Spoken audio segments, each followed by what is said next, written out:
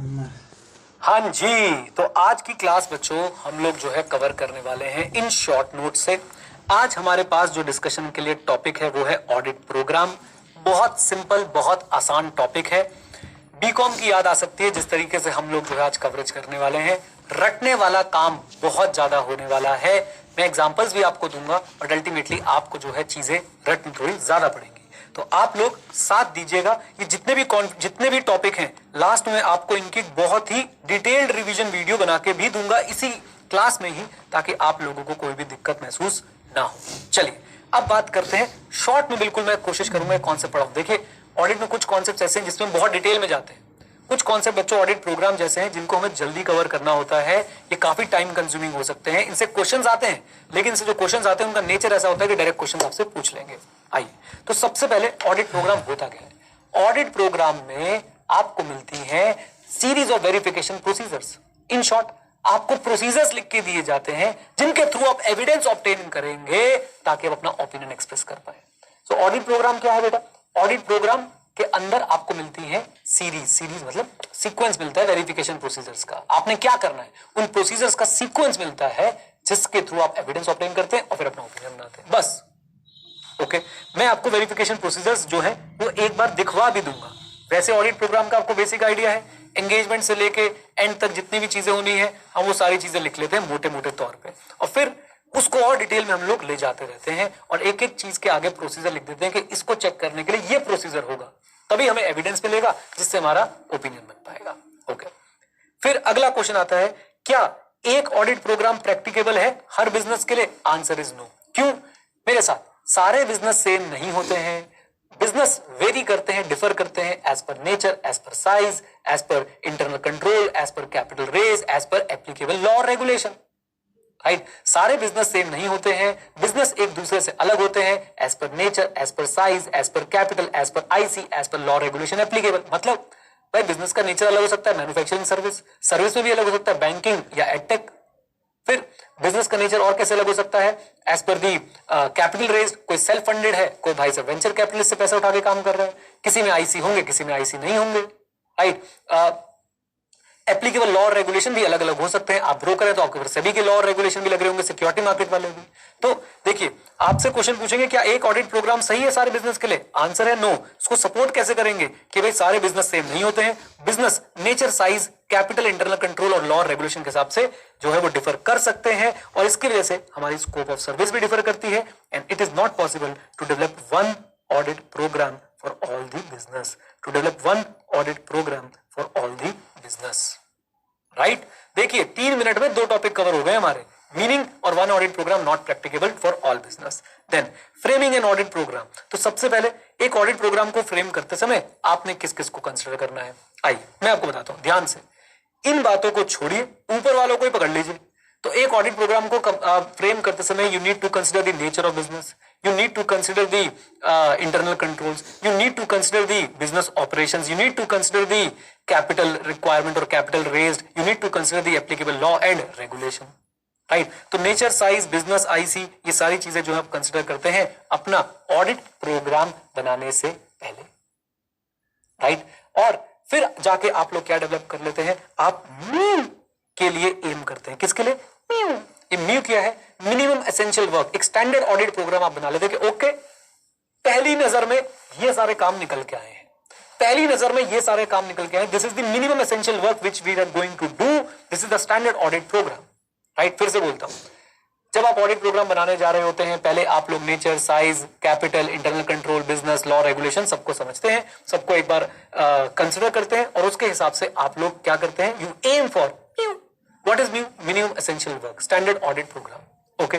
Letter on जैसे जैसे audit progress करता जाता है तो अगर कुछ सिचुएशन हमसे लेफ्ट आउट हो गई होती है हम उसको इंक्लूड कर लेते हैं, कोई अननेसेसरी वर्क हमारे पास लिखा होता है हम उसको एक्सक्लूड कर देते हैं। सिचुएशन लेफ्ट आउट मतलब आपको पता ही नहीं था कि भाई इस कंपनी की बहुत सारी फॉरेन ट्रांजैक्शन हुई है इस साल, तो आपने जब ऑडिट करना शुरू किया तब आपको पता चला, तो आपने अपने ऑडिट प्रोग्राम में फॉरेन ट्रांजैक्शन को चेक करने के ऑडिट प्रोसीजर भी इंक्लूड कर लिए। अब हो सकता है कि भाई आपने सोचा हो कि रिलेटेड पार्टी ट्रांजैक्शन चेक करेंगे, लेकिन अल्टीमेटली आपको पता चला भाई रिलेटेड पार्टी तो इनकी कोई है ही नहीं, मैनेजमेंट ने भी इस बात की आपको रिटर्न रिप्रेजेंटेशन दे दी है, आपने भी पूरी की पूरी तफ्तीश जो करनी थी, बेसिक जो आपने इन्वेस्टिगेशन गलत है, बेसिक जो एग्जामिनेशन करना था वो कर लिया। तो आपने उसको ड्रॉप कर दिया, राइट। आइए मेरे साथ बच्चों, मेरे साथ जरा ध्यान सुनिएगा मेरी बातों को, जो बातें बोल रहा हूं बहुत इंपॉर्टेंट है।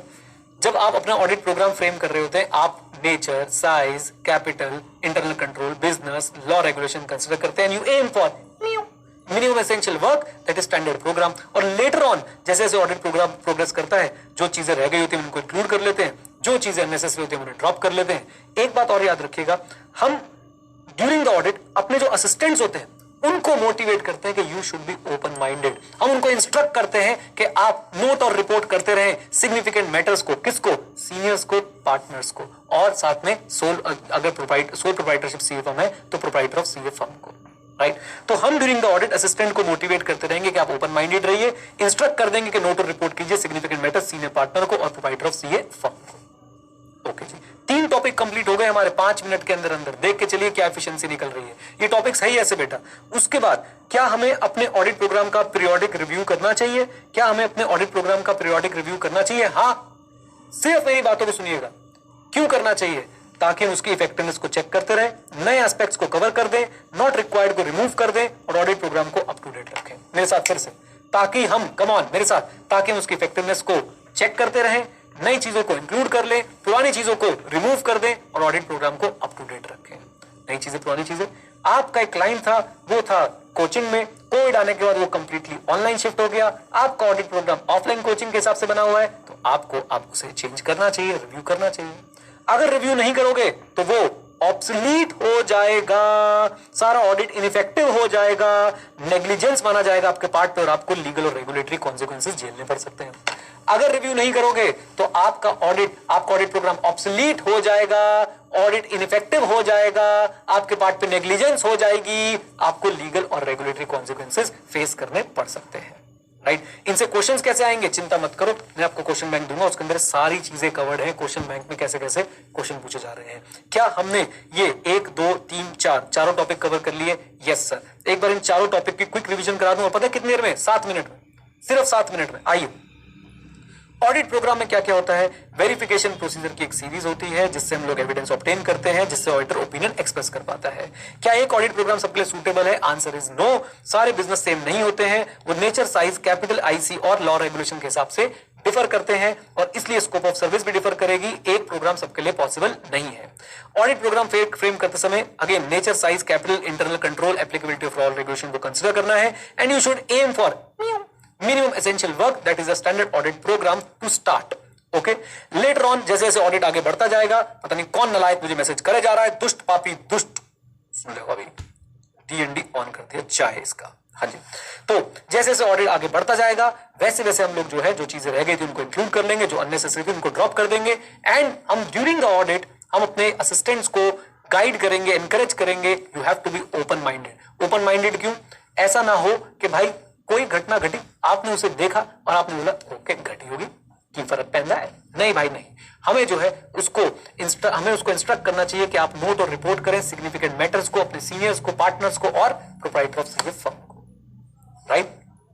आ जाइए, अगर कोई बहुत बड़ी सेल ट्रांजैक्शन ईयर एंड पे हुई है, कोई बहुत बड़ी सेल ट्रांजैक्शन ईयर एंड पे हुई है और तुरंत उसके 10 दिन बाद जो है उसने सेल रिटर्न कर दिया है। अब देखिए, एक जो असिस्टेंट होगा वो देखेगा कि ओके ठीक है सेल्स हुई थी, सेल रिटर्न हो गई, लेकिन अब देखिए अंदर क्या छुपा हुआ है। अंदर ये छुपा हुआ है भाई के ध्यान से, अंदर ये छुपा हुआ है कि ये ट्रांजैक्शन का मोटिव ये था कि ईयर एंड पे सेल जो है जबरदस्त दिखा दें और उसके बाद जो है सेल रिटर्न दिखा देंगे। ना हिंग लगी ना फिटकरी और रंग भी चोखा आया, यानी सेल भी बढ़ गई, प्रॉफिट बढ़ गया और किसी को पता भी नहीं चला, राइट। तो यहाँ पे ओपन माइंडेडनेस जो है बहुत ज्यादा जरूरी है असिस्टेंट की। अगर वो सिर्फ ऑडिट प्रोग्राम में लिखे हुए काम कर ले तब भी हो सकता है उससे चीजें स्किप हो जाएंगी। इसलिए अगर कोई सिग्निफिकेंट मैटर है, he must be instructed to note and report that matter to senior और पार्टनर और द प्रोप्राइटर। लीजिए, पीरियोडिक रिव्यू होना चाहिए, मैंने आपको बताया 4 बातें याद रखना। यस, इफेक्टिवनेस चेक होती रहेगी, नए एस्पेक्ट कवर हो जाएंगे, पुराने एस्पेक्ट निकल जाएंगे, audit programme up to date रहेगा। नहीं रिव्यू किया तो वो ऑब्सोलीट बन जाएगा, ऑडिट इनइफेक्टिव हो जाएगा, नेग्लिजेंस का केस होगा, मतलब नेग्लिजेंस आपके पार्ट पे मानी जाएगी और आपके ऊपर लीगल और रेगुलेटरी कॉन्सिक्वेंसेस भी आ सकते हैं।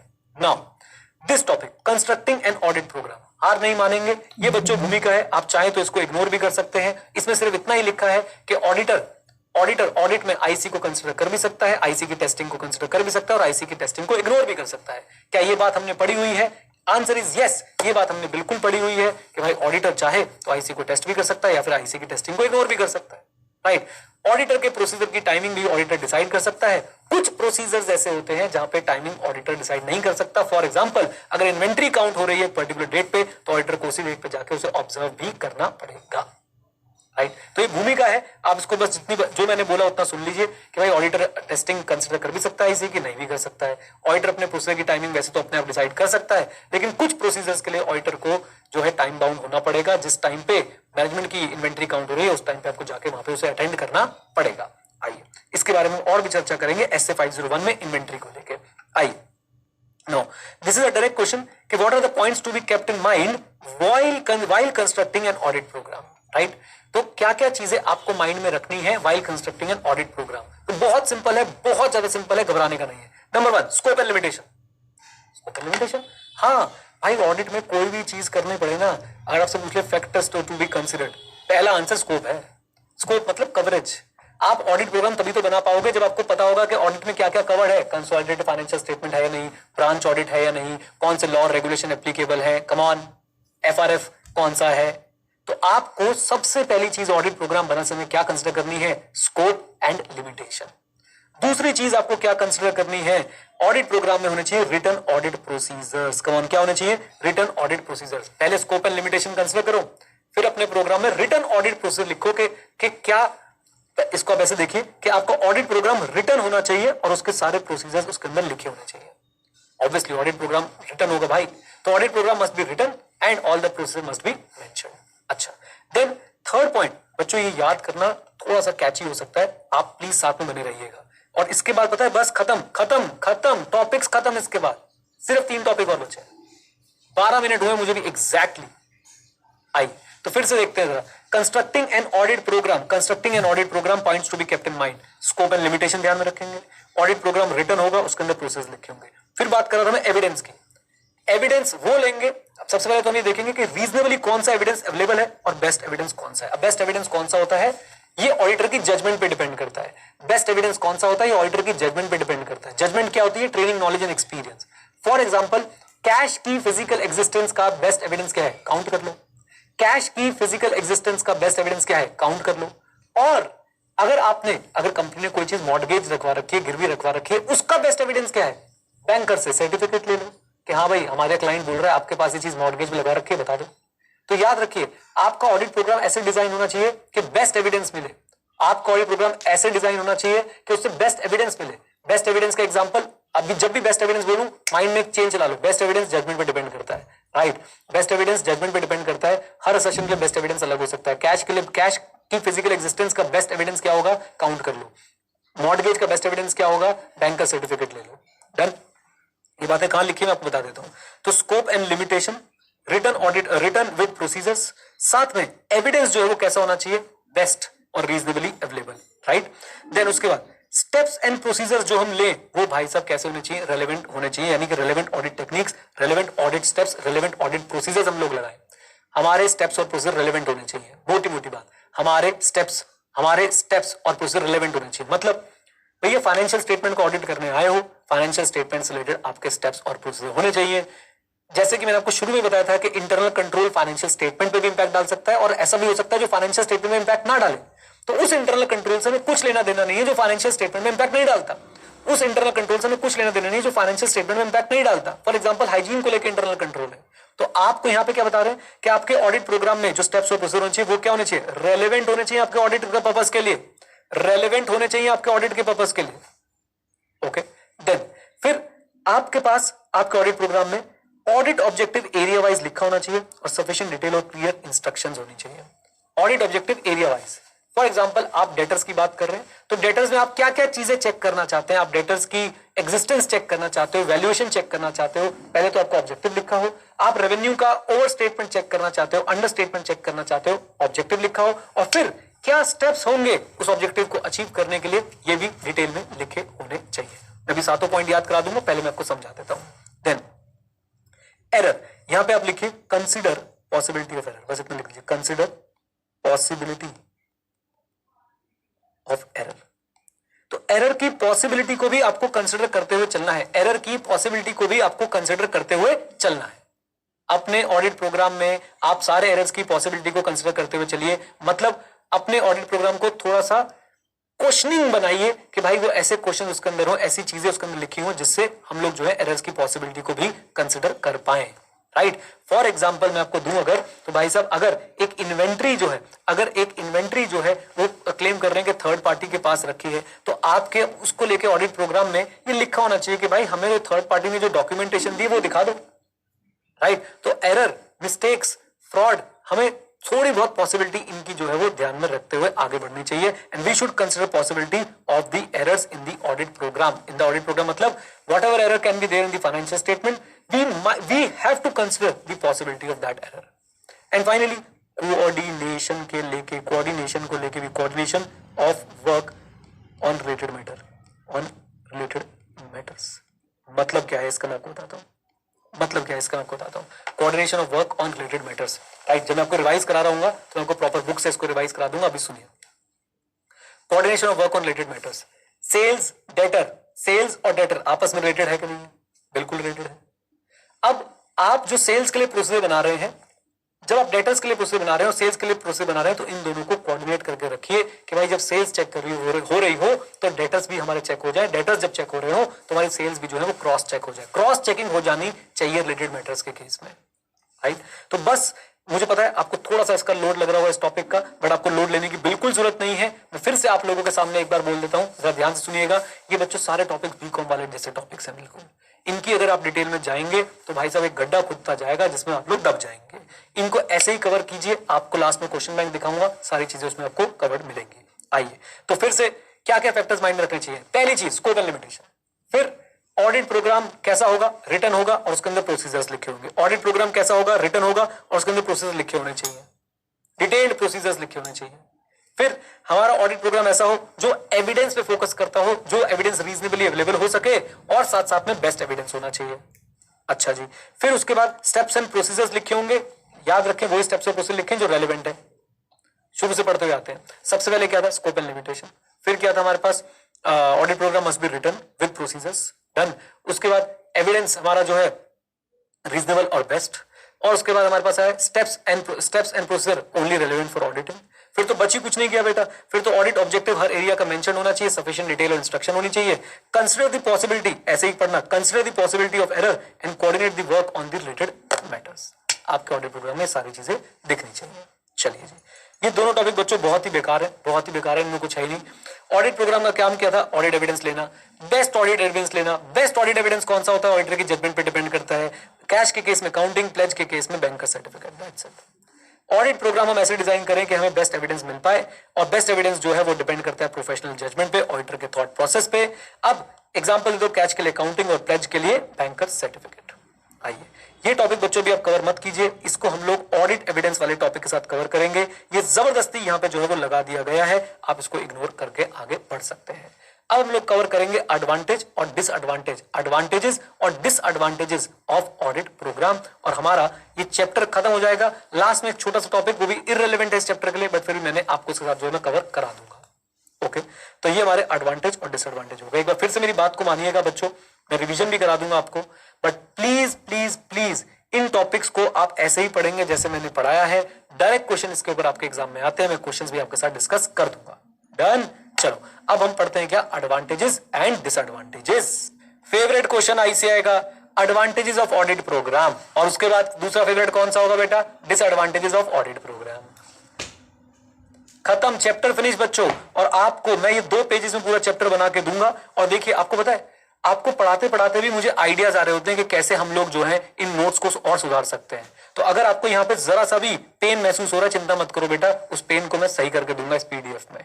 मैं हर नोट को ऐसा बनाना चाहता हूं कि आप एग्जाम से पहले पूरी बुक खोलेंगे, बेहोश हो जाएंगे। बोलो हाँ के ना। एग्जाम से पहले आपने short notes plus revision video पकड़नी है और भारत माता की जय करनी है। क्या बोलती पब्लिक, है ना। आइए चलिए, एडवांटेज डिसएडवांटेज जल्दी से पढ़ते हैं बच्चों। एडवांटेज डिसएडवांटेज जल्दी से पढ़ते हैं। पहली एडवांटेज, ऑडिट प्रोग्राम में क्या मिलती है, इंस्ट्रक्शन। कैसी, क्लियर। अब इसको लैंग्वेज में कैसे कन्वर्ट करेंगे मेरे साथ, audit programme gives set of clear instruction. कर लेंगे, कम ऑन, यस और नो, बोलिए। दूसरी advantage, it gives total perspective of the work to be perform. जब आपके पास ऑडिट प्रोग्राम होता है, आपको पता होता है कि okay this is the total work जो मैं करने वाला हूं। तीसरा पॉइंट, असिस्टेंट्स की सिलेक्शन में हेल्प मिलती है। असिस्टेंट्स की सिलेक्शन में हेल्प मिलती है। जब आप ऑडिट प्रोग्राम बना लेते हो, आपको पता होता है किस तरह का काम है, फिर आप जाके लोग चूज करते हो, अच्छा ये लोग हमें चाहिए भैया काम करने के लिए, कम ऑन, यस और नो। याद करते हुए साथ साथ बच्चों, instruction clear, total perspective of work, okay, assistant selection, easy easy easy. Then आप बताइए बच्चों, आप खुद बताइए, जब आप अपने मई 24 के या नवंबर 24 के या what ever your attempt is नवंबर 25 मई 25 का, आप अगर एक लिखित प्लान बनाए और सिर्फ एक मेंटल प्लान बनाए, कौन से प्लान में चीजें छूटने के चांसेस ज्यादा हैं, लिखित में या मेंटल में? ऑब्वियसली मेंटल में। तो आपको क्या करें कि भाई danger of overlooking, audit programme से डेंजर ऑफ ओवरलुकिंग क्या हो जाता होगा? डेंजर ऑफ ओवरलुकिंग क्या हो जाता होगा आप मुझे बताओ। लिखित ऑडिट प्रोग्राम से डेंजर ऑफ ओवरलुकिंग क्या हो जाता होगा? रिड्यूस। तो danger of overlooking is reduce which is high in mental unwritten plan. ओ बेटे की सीधा सीधा बच्चों आपको रट के जाना है, लिख के आना है, टेंशन नहीं लेनी है बिल्कुल भी। और याद रखिए छोड़ना नहीं है इन टॉपिक्स को। क्यों? मैं आपके लिए शॉर्ट नोट्स बना रहा हूं, रिवीजन वीडियो बना रहा हूं, और जहां जहां मेमोरी टेक्निक का यूज करना पड़ेगा मैं वो भी कर दूंगा। लेकिन अपनी मेमोरी टेक्निक्स हम खराब नहीं करेंगे भाई सब इन टॉपिक्स पे यूज करके। ये टुन्नू मुन्नू टॉपिक है। ऑडिट प्रोग्राम की एडवांटेज बतानी है। सबसे पहले बच्चों क्या इंस्ट्रक्शन मिल जाती क्लियर, कम ऑन बोल दो हाँ कहना। दूसरी बात हमारे पास क्या आ गई? Total perspective of work, instruction, total perspective. तीसरी बात असिस्टेंट की सिलेक्शन में मदद मिलती है। चौथी बात चीजों के इग्नोर होने की चांसेस कम हो जाते हैं। और बच्चों जब ऑडिट प्रोग्राम बनता है, आपने अगर कल ऑडिट प्रोग्राम देखा था अनमोल सर के साथ बैठ के, तो एक्सेल में था ना, किसने बनाया, किसने किया, किसने रिव्यू किया, क्या उससे रिस्पॉन्सिबिलिटी फिक्सेशन होती होगी? क्या उससे रिस्पॉन्सिबिलिटी फिक्सेशन होती होगी? Answer is yes. तो रिस्पॉन्सिबिलिटी एक्सेप्ट करनी पड़ती भाई लोगों को, और हम काम को ट्रेस भी कर सकते हैं कि ये काम किसने किया था। हाँ जी, हम काम को ट्रेस भी कर सकते हैं कि ये काम किसने किया था। डन, बोलिए। फिर अब आप ऐसे सोचो भाई, मैं हूं चार्टर्ड अकाउंटेंट, 10 ऑडिट चल रहे हैं एक साथ मेरी फर्म में, क्या मैं ऑडिट प्रोग्राम्स के थ्रू सारे ऑडिट को प्रॉपरली कंट्रोल कर सकता हूं? क्या मैं प्रॉपर डायरेक्शन, सुपरविजन और रिव्यू कर सकता हूं बच्चों ऑडिट प्रोग्राम के थ्रू? Answer is yes. जैसे आपके भी तो 6 सब्जेक्ट चल रहे हैं, अब आपके पास अगर रिटन प्लान हो तो आप 6 के 6 को मैनेज कर सकते हो। या फॉर एग्जाम्पल मैं भी तो बहुत सारे काम कर रहा हूं, मैं भाई साहब हमने एक डॉक्यूमेंट बना रखा है हर चीज का कि इसमें ये चीजें ऐड करनी है, ये चीजें करनी है, डेट के साथ कि ये चीज इस डेट पे तक करनी है, राइट। तो सिंपल सी बात कि भाई साहब आप लोग क्या कर सकते हैं, कंट्रोल कर सकते हैं। Progress can be control by principal. Principal कौन है बेटा? आर्टिकलशिप में जाओगे तो पता चलेगा। तो मैंने आसान भाषा में लिख दिया, it is helpful in managing multiple audits at a time. अच्छा जी, देन उसके बाद गाइड, इधर देखो इधर देखो, guide for audit in succeeding year. आपको पता है जब आप ऑडिट करने जाओगे ना, तो सबसे पहले आपको पिछले साल का ऑडिट प्रोग्राम पढ़ने को दे दिया जाता है। ये देख पिछले वाला ऑडिट प्रोग्राम पढ़ क्या क्या किया था पिछली बार, कम ऑन। आखिरी बच्चों, कल को आपके ऊपर सवाल उठेगा कि आपने ऑडिट में नेग्लिजेंस किया है, आपने ऑडिट ढंग से नहीं किया है, आप फेंक के मारोगे उसके मुंह पे अपना ऑडिट प्रोग्राम। देख क्या क्या कवर किया था हमने। तो it is an evidence in case of charge of negligence. It can be used as an evidence that you have exercised reasonable skill and care in auditing. Done. ये topics बच्चों आपको पता है कहां से मैच करते हुए दिख रहे होंगे? बीकॉम वाले। बीकॉम की यादें आ रही है कि नहीं? कोई अंडरस्टैंडिंग नहीं, मोटी मोटी बातें समझो, कीवर्ड याद रखो, जाओ। और पहली क्लास कंपेयर करो, एक वर्ड पे लगे हुए थे इसके, चीर फाड़ मचाए जाओ, चीर फाड़ मचाए जाओ उसके साथ। ये बीकॉम वाला है बेटा। सलोनी का क्वेश्चन पता क्या है? 3 बार, सर ऐसे 300 ऑडिट प्रोग्राम ही है क्या चैप्टर 2 में? हाँ बेटा, इन बातों की एक बात मुझे बात बताओ, तुम इन बातों की टेंशन क्यों लेते हो? तुम्हें मैं पूरा चैप्टर रिव्यू कराऊंगा एक बार पढ़ाने के बाद। चैप्टर 1 रिव्यू करवाया था कि नहीं मुझे बता दो, हाँ के ना। ये भी होगा। और बच्चों मेरी बात को सुनो, आपको क्या लगता है हर टॉपिक को वैसे ही समझा जाए जैसे भाई बेसिक्स को समझा गया? नहीं, ये टॉपिक्स की इज्जत इतनी है, इनको ऐसे समझना है। प्लानिंग में हमने पूरी शिद्दत से समझा था। कम ऑन, यस और नो? आ जाओ एक बार दोबारा से। एडवांटेज बच्चों, एडवांटेज, इंस्ट्रक्शन, पर्सपेक्टिव, एक एक वर्ड, सिर्फ एक एक word, instruction, perspective, assistant, danger of overlooking, यहां पे ब्रेक लगा लो। उसके बाद रिस्पॉन्सिबिलिटी फिक्स हो सकती है, प्रोग्रेस कंट्रोल हो सकती है, कम ऑन यस और नो, और आखिरी में दो guide and evidence. Easy easy. Disadvantage क्या क्या है बच्चों, डिसएडवांटेज क्या क्या है, आज वो भी दिखा देता हूं आपको जल्दी से। डिसएडवांटेज, पहला disadvantage mechanical work without understanding. तो ऑडिट प्रोग्राम से काम क्या बन सकता है, मैकेनिकल, काम होता रहेगा विदाउट अंडरस्टैंडिंग दी ऑब्जेक्टिव। मतलब मैंने आपको क्या बोला, आपने एक फाइनेंशियल ट्रांजैक्शन चेक कर ली, भाई साहब आपको उस फाइनेंशियल ट्रांजैक्शन की इंटेंशन भी समझनी थी, आपने उनसे डॉक्यूमेंट मांगे, उन्होंने दिखाया, आपने बोला भाई वाह बड़ी अच्छी फाइनेंशियल ट्रांजैक्शन है, but what was the intention, to undercast the revenue और overcast the revenue, right. Fraud करने की इंटेंशन थी क्या, वो इंटेंशन भी आपको पता होनी चाहिए। इज दैट क्लियर, जल्दी बोलो, आ जाओ बच्चों आ जाओ। Then rigidity and lack of adaptability. तो भाई आपका ऑडिट प्रोग्राम कभी कभी रिजिड हो जाता है, वो बिजनेस में होने वाले चेंजेस को, आईसी में होने वाले चेंजेस को अडॉप्ट नहीं कर पाता है।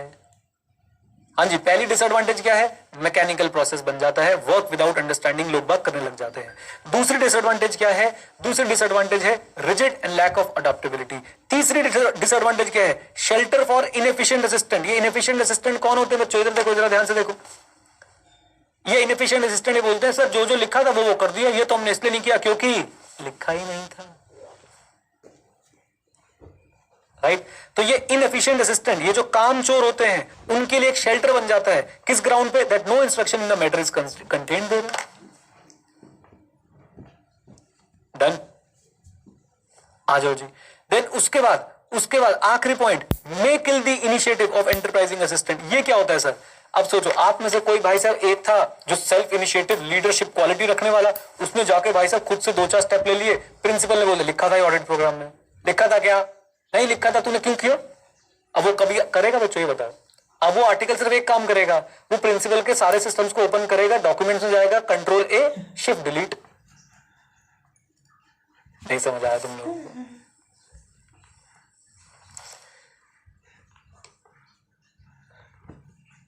अभी बेटा मैं आपके सारे बातों के आंसर दूंगा, जो आपके दिमाग में क्वेश्चंस चल रहे हैं ना, उन सारे बातों की मैं आंसर्स दूंगा। पहले मुझे बताओ ये याद कर पाओगे कि नहीं कर पाओगे बेटा, कम ऑन। अरे वो कंट्रोल है शिफ्ट डिलीट, मतलब ये होता है बेटा कि आपने सारे फाइल को सिलेक्ट किया प्रिंसिपल से बदला लेने के लिए और डिलीट कर दिया, ताकि अब उसके सारी फाइलें डिलीट हो जाए, ये था उसका मतलब, ठीक है। आ जाओ मेरे साथ बच्चों, मेरे साथ कंट्रोल शिफ्ट डिलीट भी कर सकते हो, उससे परमानेंट डिलीट हो जाता है। ऐसा होता है ना ऑल्ट शिफ्ट डिलीट या कंट्रोल शिफ्ट डिलीट। आ जाओ बच्चों, आ जाओ प्लीज प्लीज प्लीज, जरा साथ देना मेरा। पूरा टॉपिक अब मैं आपको रिवाइज करा के, याद करा के भेजने वाला हूं, चिंता मत करो। एक बार आईसीआई का क्वेश्चन बैंक भी आपको दिखा दूंगा। आ जाओ, पहले मुझे बताओ डिसएडवांटेज। डिसएडवांटेज क्या है मेरे साथ, मैकेनिकल वर्क हो जाता है, विदाउट अंडरस्टैंडिंग एग्जीक्यूशन करते रहते हैं लोग बाग, पहली डिसएडवांटेज। दूसरी डिसएडवांटेज क्या है, ऑडिट प्रोग्राम हो सकता है रिजिड और लैक ऑफ अडॉप्टेबिलिटी वाला, यानी बिजनेस में चेंज हो गया और आपके ऑडिट प्रोग्राम में चेंज नहीं हुआ, आपको सारी स्टोरी पता है, अब ऑडिट क्या होगा, इनइफेक्टिव। नेग्लिजेंस का इल्जाम लगाया जा सकता है क्या, यस। लीगल और रेगुलेटरी एक्शंस हो सकते हैं, राइट। तीसरी दिक्कत क्या है, इनएफिशिएंट असिस्टेंट्स के लिए ये एक ढाल बन जाती है, शेल्टर बन जाती है। इनएफिशिएंट असिस्टेंट क्या बोलते हैं, ये काम क्यों नहीं किया, क्योंकि लिखा नहीं था, लिखा नहीं तो दिखा नहीं। और may kill the initiative of enterprising assistant, मतलब जो भाई सेल्फ इनिशिएटिव लेने वाला व्यक्ति था, उसके बेचारे की आपने सारे अरमान ही तोड़ दिए, क्योंकि जब वो नया कोई काम करता है आप बोलते हो हाँ भाई लिखा था इसमें, नहीं लिखा था, तूने क्यों किया, ज्यादा चौधरी हो रहा है, बड़ा चौधरी बन रहा है।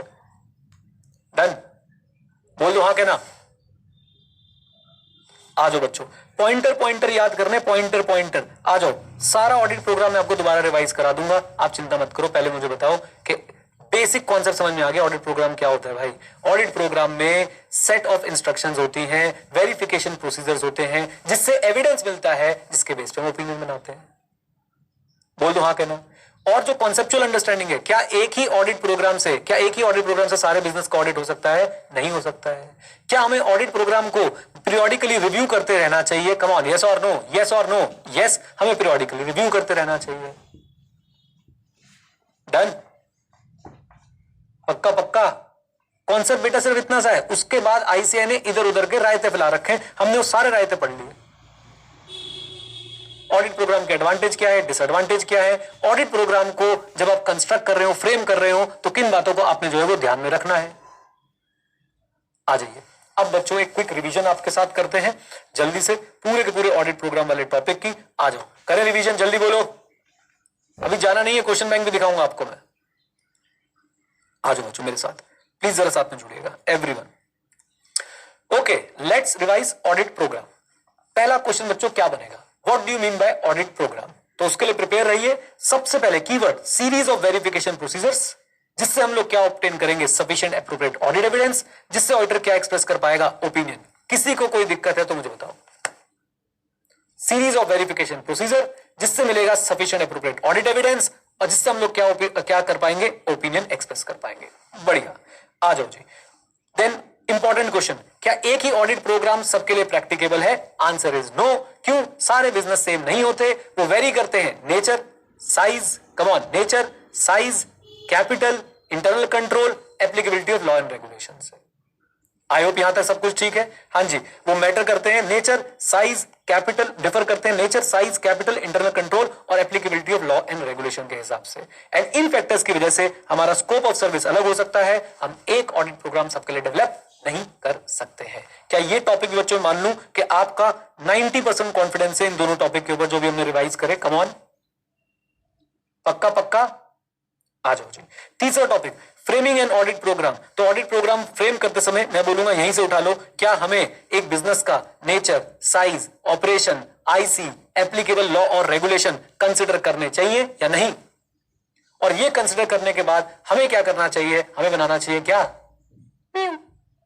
म्यू क्या है बेटा, मिनिमम एसेंशियल वर्क, एक स्टैंडर्ड ऑडिट प्रोग्राम कि हम कम से कम कितना काम करने वाले हैं इस केस में। जैसे कल आपको दिखाया भी गया था एक्सेल पे कि एक बेसिक स्ट्रक्चर हम लोग अपना खड़ा कर लेते हैं कि एंगेजमेंट पे क्या होगा, प्लानिंग में क्या होगा, मटेरियलिटी में क्या होगा, सैंपलिंग में क्या होगा, कम ऑन, यस और नो, आईसी टेस्टिंग कैसे होने वाली है।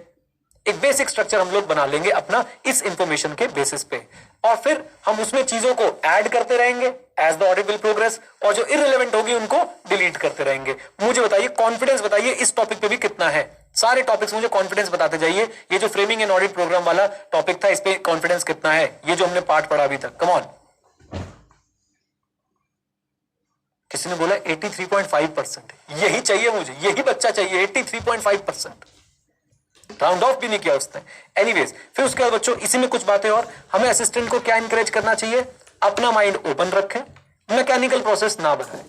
इंस्ट्रक्ट कर देंगे कि भाई रिपोर्ट और नोट करें सिग्निफिकेंट मैटर्स, किसको, सीनियर्स को, पार्टनर्स को और प्रोप्राइटर ऑफ सीए फर्म को। क्या बोलती पब्लिक, जल्दी बोलो, क्लैरिटी बोलो, यहां तक एकदम सेट, तीनों टॉपिक। अच्छा जी, अब आते हैं चौथे टॉपिक पे, क्या हमें ऑडिट प्रोग्राम का पीरियोडिक रिव्यू करते रहना चाहिए। हाँ, क्यों करते रहना चाहिए, इससे हम इसकी इफेक्टिवनेस चेक कर सकते हैं, कोई नया एस्पेक्ट हो उसको कवर कर सकते हैं, कोई बेकार हो उसे रिमूव कर सकते हैं, और अपने ऑडिट प्रोग्राम को अप टू डेट रख सकते हैं। दोबारा से बोलता हूं, क्या हमें अपने ऑडिट प्रोग्राम को पीरियोडिकली रिव्यू करते रहना चाहिए। कम ऑन टेल मी, जल्दी बोलो, यस और नो।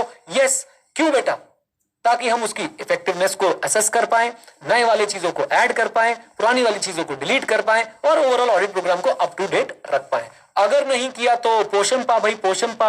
लाल किले में क्या हुआ, ऑडिट प्रोग्राम रिव्यू नहीं किया, अब तो वो ऑब्सोलीट हो जाएगा, ऑडिट आपका इनइफेक्टिव हो जाएगा, आपके पार्ट पे नेग्लिजेंस मानी जाएगी, और आपको लीगल और रेगुलेटरी इंप्लीकेशंस या कॉन्सिक्वेंसेस सफर करने पड़ेंगे। Is that clear. Come on guys, जल्दी बोलिए, मुझे सारे टॉपिक्स पे कॉन्फिडेंस बताते जाओ। हमारा 1 2 3 4 टॉपिक हमारे कंप्लीट हो चुके हैं। क्या मैं सब पे बच्चों, मैं तो मान रहा हूं, अगर कोई बच्चा ढंग से सुन रहा है तो 90% कॉन्फिडेंस है, आप लोग भी बता दीजिए। बहुत ही बढ़िया, बहुत ही बढ़िया, बहुत ही बढ़िया, शाबाश। आ जाओ, अब आता है बच्चों एक क्वेश्चन जो हमें थोड़ा सा परेशान करता है, क्योंकि उसमें कुछ पॉइंटर्स है याद करने वाले, कि आपने ऑडिट प्रोग्राम कंस्ट्रक्ट करते समय कौन से पॉइंट्स जो माइंड में रखने। अब आपने जो एग्जाम्पल क्लास में मुझसे लेने थे ले लिए, अब फोकस करेंगे भाई कैसे हमने जो है इसको एग्जाम के लिए तैयार करना है। तो सबसे पहली बात आपने माइंड में क्या रखना है। आई होप पहला पॉइंट कोई बच्चा नहीं भूलता है, ऑडिट प्रोग्राम डिजाइन करते समय हम क्या बातें माइंड में रखेंगे। Come on everyone tell me, scope and limitation, इसके बिना तो काम ही नहीं है, राइट। अच्छा, बाकी के पॉइंटर्स बच्चों आपको क्या कराता हूं ताकि आप लोग कभी लॉस ऑफ वर्ड पे ना आ जाए, मैं आपको बुक भी खोल के साथ में दिखा देता हूं। स्कोप एंड लिमिटेशन, दूसरी बात हम लोग क्या करेंगे, रिटर्न ऑडिट प्रोग्राम बनाएंगे जिसमें हम क्लियर प्रोसीजर्स लिखने वाले हैं। रिटर्न ऑडिट प्रोग्राम में हम लोग क्लियर प्रोसीजर्स लिखेंगे जो जरूरी है। Okay, then evidence. I hope evidence में 2 वर्ड सब याद रख सकते हैं, best and reasonable. Best and reasonable, come on. Okay, ये 3 पॉइंट्स मुझे बताइए बच्चों, क्या ये याद होते हैं? एक ऑडिट प्रोग्राम कंस्ट्रक्ट करते समय आपने 7 पॉइंट ध्यान में रखने हैं। पहला तो मुझे लगता है सबको याद है, कौन कौन सा? स्कोप पक्का, लिमिटेशन, स्कोप एंड लिमिटेशन। दूसरा पॉइंट बच्चों हमारे पास क्या आया था? Return procedures, right. तीसरा पॉइंट हमारे पास क्या आया था? बहुत आसान था बच्चों, एविडेंस। और एविडेंस के साथ 2 कीवर्ड भी याद कराएं आपको। एविडेंस कैसा हो? रीजनेबली एविडेंस हम देखेंगे कौन सा मिल सकता है, और बेस्ट पॉसिबल एविडेंस के लिए जाएंगे। और बेस्ट एविडेंस बच्चों ऑडिटर की प्रोफेशनल जजमेंट पे डिपेंड करता है। कैश के केस में बेस्ट एविडेंस कौन सा? काउंटिंग। ये एग्जांपल कोट करके आ सकते हो आईसीआई के। कैश के केस में बेस्ट एविडेंस कौन सा? काउंटिंग। और याद रखें कि अगर कोई चीज प्लेज्ड है तो उसके केस में बेस्ट एविडेंस कौन सा? Banker certificate, right. तीनों बातें बिल्कुल एकदम सेट विद एग्जांपल माइंड में। कम ऑन, यस और no? Yes sir, 3 bags full. आ जाओ बेटा, अब चलते हैं आगे। और चौथा पॉइंट, हमने साथ साथ में क्या करना है? हमें वही स्टेप्स और प्रोसीजर लगाने हैं जो यूजफुल है, यानी हम इररेलेवेंट काम नहीं करेंगे। We will take these steps, we will apply these steps and procedures which are useful. For example, we are going to check the financial records. We are not going to check the things which are not having an implication on the financial statement. मैंने आपको day 1 पे बोला था, IC भी 2 तरह का हो सकता है, एक फाइनेंशियल स्टेटमेंट में इंपैक्ट करने वाला, एक फाइनेंशियल स्टेटमेंट में इंपैक्ट नहीं करने वाला, राइट। तो हम सिर्फ और सिर्फ वही स्टेप्स लेंगे जो क्या है, कम ऑन, जो स्टेप्स और प्रोसीजर क्या है, यूजफुल है हमारे पर्टिकुलर फाइनेंशियल स्टेटमेंट्स के लिए। डन, बोलिए। अच्छा जी, देन आओ पहले चारों को क्यूमुलेटिव रिवाइज करते हैं ना, चारों पॉइंट देखते हैं याद है कि नहीं, थोड़ा सा कॉन्फिडेंस बनाएंगे बच्चों। सबसे पहले क्या था? Scope and limitation. दूसरा क्या था? Return procedures. तीसरा क्या था? Evidence, reasonable and best. हाँ या ना? चौथा हमारे पास क्या आ गया था कि भाई साहब हमारे जो प्रोसीजर्स और स्टेप्स होंगे दे शुड बी रेलेवेंट। आ जाइए। देन नेक्स्ट स्टेप्स हमारे पास कौन से आते हैं बच्चों? नेक्स्ट हमारे पास आ गया audit objective for each area, और सफिशिएंट डिटेल्स होनी चाहिए जिससे हमें इंस्ट्रक्शन मिल पाए। हमें अपने ऑडिट प्रोग्राम में ऑडिट ऑब्जेक्टिव लिखना है हर एरिया का, और सफिशिएंट डिटेल्स लिखनी है जिससे इंस्ट्रक्शन प्रॉपर मिल पाए। छठा point, consider all possibilities of error. और 7वां पॉइंट, जो प्रोसीजर्स है रिलेटेड आइटम्स पे लगने हैं, जैसे कि सेल्स है, डेटर है, बैंक रिकॉर्ड्स है, जो भी हमारे रिलेटेड आइटम पे प्रोसीजर लगने हैं उनको हमें आपस में क्या कर लेना है? कोऑर्डिनेट कर लेना है। Is that clear? Come on, last के तीनों पॉइंट्स एक बार दोबारा से बच्चों, लास्ट के तीनों पॉइंट नीचे से शुरू करेंगे। Coordinate procedures on related items, consider possibility of all errors. Errors याद रख सकते हो, याद आ जाएगा अपने आप। उधर रिलेटेड आइटम याद रख सकते हो, तो हमने कोऑर्डिनेट करना रिलेटेड आइटम के प्रोसीजर को। एक पॉइंट बच गया बच्चों, कौन सा वाला? जल्दी बोलो, एक पॉइंट बच गया, कौन सा वाला? हमारा एरर वाला पॉइंट हो गया, हमारा रिलेटेड आइटम वाला पॉइंट हो गया, एक पॉइंट बच गया अभी भी। Audit objective must be clearly mention of each area, right, ताकि इंस्ट्रक्शन मिल पाए हमें बढ़िया तरीके से। डन, बोल दीजिए जल्दी से बोलो, राइट। तो ऑडिट ऑब्जेक्टिव मेंशन हो, सफिशिएंट डिटेल्स हो, जो सेट ऑफ इंस्ट्रक्शन दे पाए। आज रिवाइज कर लेते हैं इसको। क्या ये 7 पॉइंट बच्चों हम लोग याद कर सकते हो? याद रखिए, ये आपके लिए रिवीजन वीडियो इसलिए बना रहा हूं कि आपको दोबारा क्लास ना देखनी पड़े। हाँ जी, तो आप मुझे बताइए, आपसे क्वेश्चन क्या पूछेंगे? बताओ जी, कंस्ट्रक्टिंग एन ऑडिट प्रोग्राम में कौन कौन से फैक्टर्स ध्यान रखने पड़ेंगे? 7 पॉइंटर्स मुझे जल्दी से बोल के बताओ। रिवीजन वीडियो में भी डिटेल में कवर कराते हैं, इतने में तो फास्ट ट्रैक बैच भेज दिए जाते हैं, इतना पढ़ा के सच बता रहा हूं आप लोगों को मैं। हाँ जी, इसके बाद बच्चों आओ सबसे पहले शुरू करते हैं स्कोप एंड लिमिटेशन। छूटते ही स्कोप एंड लिमिटेशन के बाद क्या है? Return audit procedures. फिर क्या आया? एविडेंस। नीचे से शुरू कर दो, याद नहीं आता तो रिलेटेड आइटम्स, कोऑर्डिनेट करने प्रोसीजर को। Error, consider all the possibility. Audit objective clearly mention होने चाहिए, हर एरिया के डिटेल इंस्ट्रक्शन होनी चाहिए। कम ऑन, यस और नो? सिर्फ एक पॉइंट बच गया, स्टेप्स एंड प्रोसीजर्स रेलेवेंट वाले। दैट्स इट, खत्म। ओके, ऐसे ही आपने रिवीजन करनी है बच्चों। वीडियो देख देख के क्लास में समझ लिया, बहुत है, उसके बाद आप लोग वीडियो से रिवीजन कर सकते हैं। आ जाइए, इस पे कितना परसेंट लिख दूं कॉन्फिडेंस? जल्दी बोल दो बेटा, इस पे कितना परसेंट लिख दूं confidence? Come on everyone, tell me in the chat box. बहुत बढ़िया, बहुत ही बढ़िया। चलो आ जाओ बेटा, आ जाओ प्लीज। नेक्स्ट टॉपिक जबरदस्ती का। ऑडिट प्रोग्राम का काम क्या होता है? एविडेंस ऑब्टेन करवाना। हमें एविडेंस कौन सा चाहिए? बेस्ट वाला। बेस्ट एविडेंस प्रोफेशनल जजमेंट पे डिपेंड करता है, कैश के लिए काउंटिंग, प्लेज के लिए बैंकर सर्टिफिकेट। इस टॉपिक पे कॉन्फिडेंस लाने की भी जरूरत नहीं, हमने पहले वाले के साथ ही कवर कर लिया था। अगला, ये अभी हमने पढ़ा ही नहीं। क्यों भाई? आईसीए कुछ भी बोलेगा, हम ऐसे थोड़ा ना कुछ भी पढ़ लेंगे। ये हम पढ़ेंगे किसके साथ? कम ऑन टेल में, जल्दी बोलिए। ऑडिट एविडेंस के साथ। आ जाओ जी। देन आपका favourite question, advantage disadvantage. Disadvantage ज्यादा आसान है, 4 ही पॉइंट है, पढ़ लेते हैं। ऑडिट प्रोग्राम की डिसएडवांटेज पहली क्या है? मैकेनिकल वर्क हो जाता है। Sometimes people use audit programme and make their work mechanical. They do work without understanding it. For example, they will check the financial transaction, but they will never consider the implication of the financial transaction. Is that clear? दूसरा disadvantage क्या आता है? Rigidity and lack of adaptability. Business में हो गया बदलाव, IC में हो गया बदलाव, और तुम्हारा ऑडिट प्रोग्राम नहीं चेंज हो रहा भाई, ऐसे कैसे? राइट। फिर तीसरी बात क्या आती है? शेल्टर। किसके लिए शेल्टर? काम चोरों के लिए, इनएफिशिएंट लोगों के लिए शेल्टर बन जाता है, क्योंकि वो क्या बोलते हैं? लिखा नहीं तो दिखा नहीं। और जो मेहनत करने वाले होते हैं, एंटरप्राइजिंग असिस्टेंट्स, जो लोग इनिशिएटिव ले रहे होते हैं, उनका इनिशिएटिव किल हो जाता है। Come on. So hard and fast audit programme can kill the initiative of the enterprising assistant. Is that clear? Come on come on come on, जल्दी बोलिए। खत्म हो गया, गया, टाटा बाय बाय।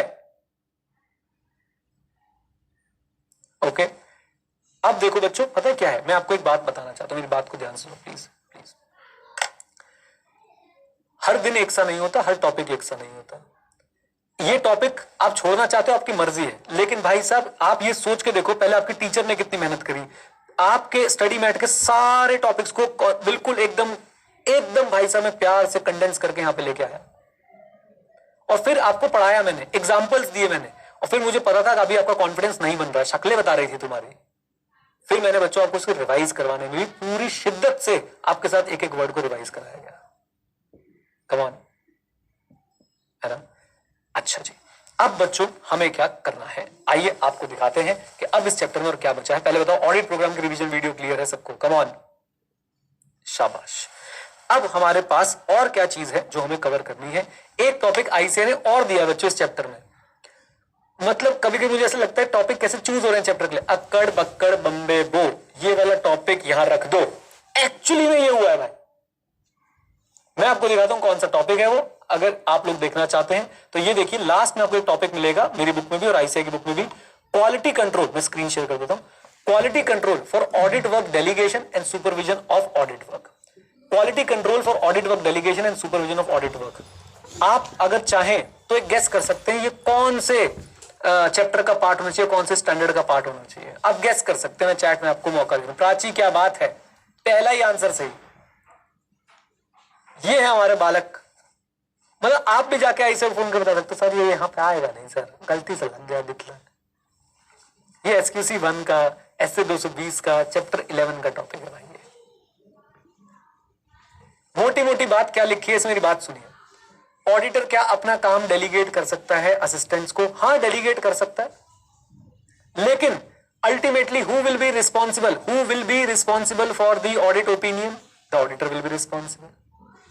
ऑडिटर क्या एक्सपर्ट्स का काम यूज कर सकता है ऑडिट में? ऑडिटर क्या एक्सपर्ट्स का काम यूज कर सकता है ऑडिट में? मेरी बात को सुनिए बच्चों, जब आप ऑडिट करने जाते हैं आपको डिफरेंट तरह के लोगों से मिलना पड़ सकता है, जैसे कि ब्रांच का ऑडिटर, जैसे कि अभी कल अनमोल सर भी आपको बता रहे थे कि भाई टैक्सेशन का मैटर है तो आप किसी टैक्स एक्सपर्ट की भी हेल्प ले सकते हो। कम ऑन, यस और नो? याद आ रही है आपको बातें?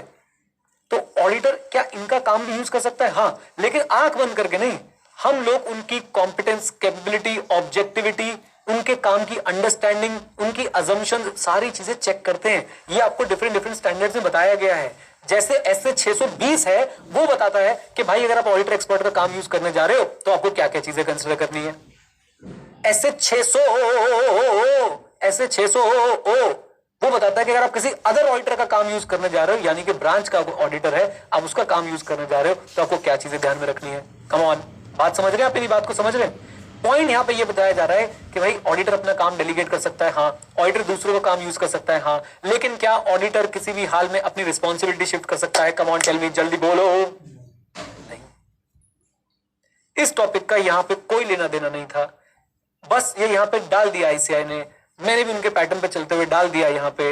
लेकिन हम बच्चों इस टॉपिक पे समझदारी तुम्हारे पास आई गई है। हम चर्चा करेंगे चैप्टर नंबर 11 में। एक बार आपके लिए मैं यहाँ पे इसको रीड कर देता हूँ, अच्छे से कवर कराता हूँ, जरा ध्यान से देखिए। सो पहले भूमिका देखो कैसे बनाइए। Audit is a complex task involving number of people at different level. क्या ये बात समझ आती है? ऑडिट के अंदर भाई सिर्फ एक ऑडिटर इन्वॉल्व है, बहुत सारे लोग इन्वॉल्व होते हैं। So audit is a complex task, उसके अंदर बहुत सारे लोग इन्वॉल्व होते हैं। Auditor will have to depend on assistants, technical expert and other auditor. अब तो बच्चों आप लोग हो चुके हो चैंपियन। टेक्निकल एक्सपर्ट हमें एसए 620 में पता चलते हैं और अदर ऑडिटर हमें एसए 600। समझ रहे हो क्यों कर रहा था बच्चों में इतना? बोल दो हाँ के ना। तो अदर ऑडिटर हमें बच्चों एसए 600 में मिलते हैं। तो क्या कह रहे हैं, कॉम्प्लेक्स टास्क है, बहुत सारे लोग इन्वॉल्व होते हैं, ऑडिटर को इनके ऊपर डिपेंड करना पड़ता है। और असिस्टेंट के केस में ऑडिटर ने डीएसआर कर सकता है, असिस्टेंट के केस में ऑडिटर ने डीएसआर कर सकता है। अदर ऑडिटर एक्सपर्ट के केस में ऑडिटर को उनके काम को लेकर पहले एश्योरेंस ऑब्टेन करनी पड़ती है कि इनका काम एडिक्वेट है कि नहीं। और बच्चों ये काम एडिक्वेट है नहीं, ये हम सीखेंगे कैसे निकालते हैं अगर आईसीए बोलेगा पढ़ने को तो। राइट, तो ऐसे 620 और ऐसे 600 में आपको सिखाया जाता है कि कैसे आप ये एश्योर करो कि इनका काम एडिक्वेट है या नहीं। Is that clear? बोलिए। ओके, अभी तो कुछ नहीं, भूमिका चल रही है। ऑडिट कॉम्प्लेक्स टास्क है, बहुत सारे लोग इन्वॉल्व होते हैं। ऑडिटर असिस्टेंट का काम यूज कर सकता है, एक्सपर्ट का काम यूज कर सकता है, अदर ऑडिटर का काम यूज कर सकता है। असिस्टेंट के केस में वो डीएसआर करता है। डीएसआर समझ गए? डीएसआर समझ गए? कम ऑन, डायरेक्शन, सुपरविजन और रिव्यू करता है।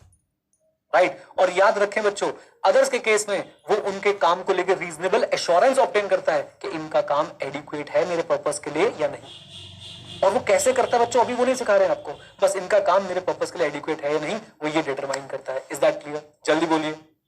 एंड फाइनल लाइन बच्चों, आप लोगों को थोड़ा सा नॉस्टैल्जिक फीलिंग आ सकती है। इधर देखिए, ultimately quality control procedures implement करने का ऑब्जेक्टिव क्या होता है ये मैं आपको पढ़ा चुका हूं। क्वालिटी कंट्रोल प्रोसीजर अप्लाई करने का या इंप्लीमेंट करने का मेन ऑब्जेक्टिव होता है कि हमारा जो ऑडिट है वो कंप्लाई करे SRL से, professional standards, regulatory and legal requirement से, और हमारी जो ऑडिट रिपोर्ट है वो एप्रोप्रिएट हो इन द सर्कमस्टांस। बताइए क्या ये बात हमने पहले पढ़ी है कि नहीं पढ़ी है? मेरे हिसाब से तो बिल्कुल पढ़ी है भाई। कि हमारे पूरे क्वालिटी कंट्रोल का पर्पस ही क्या है कि हमारा जो काम है वो प्रोफेशनल स्टैंडर्ड के हिसाब से हो, रेगुलेटरी और लीगल रिक्वायरमेंट्स को फुलफिल करता हो, और साथ साथ में हमारी जो रिपोर्ट हो वो एप्रोप्रिएट हो इन द सर्कमस्टांस। एप्रोप्रिएट हो मतलब अगर भाई साहब मिडियम स्टेटमेंट है तो वैसी रिपोर्ट जानी चाहिए, अगर मिडियम स्टेटमेंट नहीं है तो फिर हमारी प्रॉपर रिपोर्ट जानी चाहिए। डन? बोलिए। और आखिरी लाइन में क्या लिख देते हैं, कहते हैं भाई responsibility to express an opinion on the financial statement and its accountability will always be of the, come on, always be of the auditor. पूरा टॉपिक 1 मिनट में रिवाइज हो सकता है। आइए, ऑडिट एक कॉम्प्लेक्स टास्क है, बहुत सारे लोग इन्वॉल्व होते हैं। ऑडिटर एक्सपर्ट का काम यूज करता है, अपने असिस्टेंट्स का काम यूज करता है, ऑडिटर अदर ऑडिटर का काम भी यूज करता है। राइट, असिस्टेंट के काम के लिए ऑडिटर उनको डीएसआर कर देता है। आई होप डीएसआर याद है, डायरेक्शन, सुपरवाइजर, रिव्यू। एक्सपर्ट और अदर ऑडिटर के काम के लिए, एक्सपर्ट और अदर ऑडिटर के काम के लिए, ध्यान से, एक्सपर्ट और अदर ऑडिटर काम के लिए ऑडिटर रीजनेबल एश्योरेंस ऑब्टेन करता है कि भाई साहब इनका काम एडिक्वेट है मेरे पर्पस के लिए, हाँ या ना, वो ये कर लेता है। और याद रखिए हमारे क्वालिटी कंट्रोल प्रोसीजर्स का ऑब्जेक्टिव क्या है कि हमारा जो ऑडिट हो रहा है वो as per professional standards, regulatory and legal requirements हो, और साथ साथ में हमारी जो रिपोर्ट है वो एप्रोप्रिएट हो। एंड अल्टीमेट अकाउंटेबिलिटी ऑडिट की और ऑडिट ओपिनियन की किसके ऊपर रहती है? बोलो, पब्लिक, ऑडिटर के ऊपर। क्या इस टॉपिक का कुछ प्लानिंग से लेना देना था? अक्कड़ बक्कड़ में ब्रो, ये टॉपिक यहां रख दो, इन्होंने रख दिया, हमने पढ़ा दिया, कोई टेंशन की बात नहीं। डन? डन? बच्चों सिंपल सी बात है, हार नहीं मानेंगे। हमारे सामने पहाड़ भी आके खड़ा हो जाए ना, हम बनेंगे मांझी, उसे तोड़ के, उसे चीर के उस तरफ रास्ता निकालेंगे। सिंपल सी बात है भाई।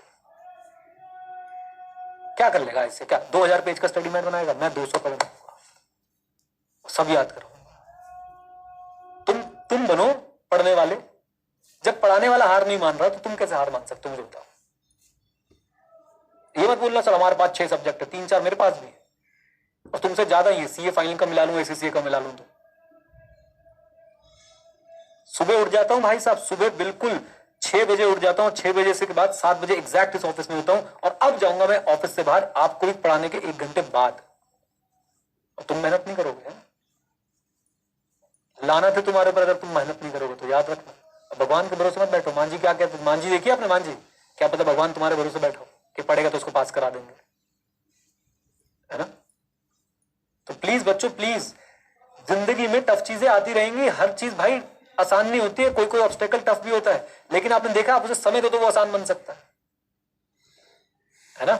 चलिए, तो यहां आके बच्चों हमारा चैप्टर 2 जो है वो होता है समाप्त। अब मैं आपको कहां लेके चलूंगा, अब मैं आपको ले चलता हूं बच्चों चैप्टर 2 के क्वेश्चन बैंक के ऊपर। बहुत ही बढ़िया क्वेश्चन बैंक बच्चों आप लोगों के लिए हमने तैयार करवाया है, और आपका कॉन्फिडेंस उसे देख के जरूर जरूर जरूर बढ़ना चाहिए, आपको मजा आना चाहिए कि देखो जी देखो, हमें तो सारी चीजें जो है वो आती है बड़े तरीके से। ये आ गए हम ऑडिट बुक में, ये आ गए हम क्वेश्चन बैंक में, और ये आ गया हमारा चैप्टर 2 का, जी हाँ भाइयों बहनों, चैप्टर 2 का क्वेश्चन बैंक आपके सामने आपकी स्क्रीन पे। इसको हम कर देते हैं 200%। क्वेश्चन बैंक में बच्चों 3-4 पार्ट हैं, जैसे कि डिस्क्रिप्टिव, फिर एमसीक्यूज, और उसके बाद आपके करेक्ट इनकरेक्ट। आइए यहां से शुरू कर लेते हैं। एमजी एंड कंपनी, पढ़ने ना क्वेश्चन मेरे साथ, जल्दी बोलो। देखने क्वेश्चन के नहीं? बिल्कुल देखेंगे जी, बिल्कुल देखेंगे। आपकी मैं शक्लें यहां उठा के ले आता हूं ताकि तुम मुझे यहां दिखते रहे और यहां पे मुझे अपने क्वेश्चन दिखते रहे, ठीक है ना। एक मिनट रुकना जरा, बहुत सारा रायता फैला हुआ है। अब ठीक है, अब तुम भी दिख रहे हो, क्वेश्चन भी दिख रहे हैं, चैट भी तुम्हारी मैं यहां पे ले आता हूं please. MG and company, a firm of auditors having a standing of 30 years is appointed as a statutory auditor of a company engaged in manufacturing of defense equipment. Due to opening of defense sector by government to private player in the recent times, many new companies have entered the fray to manufacture sophisticated defense equipment. Considering technical and complex nature of operation, auditor recognize the involvement of expert in the audit is required. Does consideration for involvement of expert by auditor fall under the domain of planning and audit? बताइए, क्या simple सा question है, क्या auditor को planning करते समय expert के involvement के बारे में सोचना चाहिए? कम ऑन, यस और नो? आंसर इज यस, बिल्कुल राइट। तो प्लानिंग करते समय the auditor should consider whether involvement of expert is necessary. Is that clear? बोलिए। कुछ नहीं इसका आंसर, ये है इसका, ये है इसका answer. While planning an audit, the auditor would have to consider, the auditor should consider whether the involvement of expert is necessary or not. ऊपर वाली लाइन क्या है? भूमिका। प्लानिंग एंड ऑडिट में क्या क्या होता है? ओवरऑल ऑडिट स्ट्रेटेजी और ऑडिट प्लान। फिर उसके बाद नीचे वाली लाइन में conclusion. In the stated case, बच्चों ये बात मैंने इनकम टैक्स में भी आपको, जीएसटी में भी पढ़ाई थी। जब भी आपके पास क्वेश्चन आए इस तरीके का, आपको पहले अपनी बात रखनी है जो आपने स्टैंडर्ड में आपने कॉन्सेप्ट वाइज पढ़ी हुई है, फिर आपको बताना है कि स्टेटेड केस में क्या होगा, यानी गिवन केस में क्या होगा। In the stated case, company is involved in technical and complex operation. Therefore, while planning an audit, the auditor would have to consider whether the involvement of expert is necessary. And conclusion, consideration of involvement of expert by auditor falls within the domain of planning. Bharat माता की जय। एक बच्चा पूछा इसकी भूमिका कैसे बनाई, यही तो भूमिका है इसकी। आफ्ताब भाई 10 बार लिखोगे तो कोई अलग कुछ नहीं होगा, वही होगा जो मैं करूंगा। आ जाओ। Is this answer enough? Yes बेटा यस। आप चाहें तो थोड़ा बहुत ऐसे 300 का रेफरेंस देके थोड़ी बहुत बातें लिख के आ सकते हो। आ जाइए प्लीज। अंशुमन छोड़ दो भाई। CA Kartik is planning for audit of a company engage in manufacturing of cosmetic. Considering nature of operation of the company he had planned to include the testing of control. Basic उसने देखा operations और उसने देखा कि भाई मैं तो test of control करूंगा over purchase, sales and inventory. One fine day he reaches the corporate office and asked for manuals and required documentation to ensure surprise element in testing. He had never shared with management his intention to carry out the work procedure. Is approach of CA Kartik proper? बताओ जी, बताओ बच्चों, मुझे एक बात बताओ, क्या management के साथ मैं अपने एलिमेंट शेयर कर सकता हूं प्लानिंग के? कम ऑन, यस और नो? बिल्कुल कर सकता हूं। उससे ऑडिट को इफेक्टिव और एफिशिएंटली करने में मदद मिलेगी, लेकिन याद रखना है कि किसी भी हाल में मैं ओवर शेयर ना कर दूं जिससे मेरी इफेक्टिवनेस कॉम्प्रोमाइज ना हो जाए। अब आप यहां पे प्रॉब्लम क्या है, जरा ध्यान से देखो बच्चों, यहां पे प्रॉब्लम क्या है। In the given case CA Kartik has reached the office of company without sharing the management his intention to test the control. Sharing details of visit to test of control does not compromise effectiveness. It is for the better facilitation of the audit. अब आप पहुंच गए, उस समय कुछ हो ना हो, मैनेजमेंट आपको सपोर्ट कर पाए नहीं कर पाए, तो बताइए क्या ये अप्रोच सही है? Answer is no. ये अप्रोच जो है प्रॉपर नहीं है, आपको मैनेजमेंट के साथ कोऑर्डिनेट करना चाहिए। डन? आदिश करा दूंगा भाई, आ जाओ जी। ओहो, discuss how performing PEA as part of planning assess the auditor. PEA में 3 एक्टिविटी करते थे, 220, 220, 210, 220, 220, 210। आपको सब पता है 220 में पहले हम क्या करते थे, हम लोग कॉन्टिन्यूस वाली एक्टिविटीज इंश्योर करते थे, हमने कर ली, उससे क्या मदद मिलती थी कि भाई मैनेजमेंट की इंटीग्रिटी ठीक है। फिर हम इंडिपेंडेंस वाली चीजें इंश्योर करते थे, हमारी इंडिपेंडेंस को लेके हमें कॉन्फिडेंस मिलता था और एथिकल रिक्वायरमेंट को लेके कॉन्फिडेंस मिलता था। 210 वाली करते थे हम लोग ताकि हमें पता चल जाए कि भाई साहब हमारी और मैनेजमेंट की अंडरस्टैंडिंग सही है। वेरी गुड दृष्टि, डन। तो आपकी पीईए से हमें क्या मिलता है? हमें कॉन्फिडेंस मिलता है कि कोई इवेंट और सर्कमस्टांसेस ऐसे तो नहीं है जो इंपैक्ट डाल रहे हो किसके ऊपर बेटा, जो इंपैक्ट डाल रहे हो auditor ability to plan and perform the audit engagement. आ जाइए नेक्स्ट क्वेश्चन कर रहे हैं ना, क्वेश्चन साथ में जल्दी बोलो, आ जाओ। Discuss how the engagement partner ensures that firm complies with relevant ethical requirement regarding including independence in relation to client. और देखो मैंने इसके साथ नोट के डाल दिया है, please cover this question with S A 220। ये बेटा वहीं का क्वेश्चन है, ओके आ जाइए सर। फिर आपने यहाँ पे डाला ही क्यों? क्योंकि भाई आईसीए ने कुछ टॉपिक ना ऐसे 220 के उठा के जबरदस्ती डाल रखे हैं यहाँ पे। आ जाओ, ये देखो बच्चों, 1 बार 2 बार 3 बार 4 बार 5 बार 6 बार 7 बार 8 बार, पता है कौन सा क्वेश्चन है? Benefits of planning. अटेंशन, याद आ रहा है आपको? Come on, attention, important areas, resolve potential problems, general वाला ऑर्गेनाइज एंड मैनेज, याद आ रहा है कि नहीं? Come on, selection of assistant, direction and supervision, याद आ रही है बच्चों? Come on. एंड फाइनली हमारे पास क्या आ जाता है बेटा? Coordination of the work done by auditor of component and expert. अच्छा, ये वाला क्वेश्चन पढ़ना जरा। 1 बार 2 बार 3 बार, planning is not a discrete phase but rather a continual और iterative process. Discuss. Yes, this is right. It is not discrete. It is repetitive. It is continuous. It starts shortly after the completion of the last audit and continues till the end of the current audit engagement. However, we need to consider timing of certain procedures in the planning.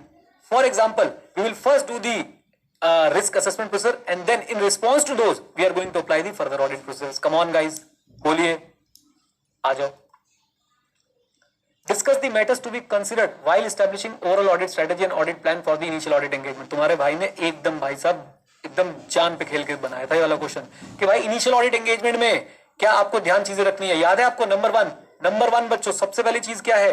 Objective और scope same रहेगा, activities expand करनी पड़ेंगी क्योंकि previous experience नहीं है। Come on guys, बोल दीजिए, right.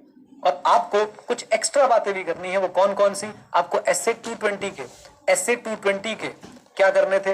S A 220 के आपको एक्सेप्टेंस वाले प्रोसीजर्स जो है वो परफॉर्म करने पड़ेंगे। याद आ रही है आपको? वेरी गुड तन्मय, शाबाश।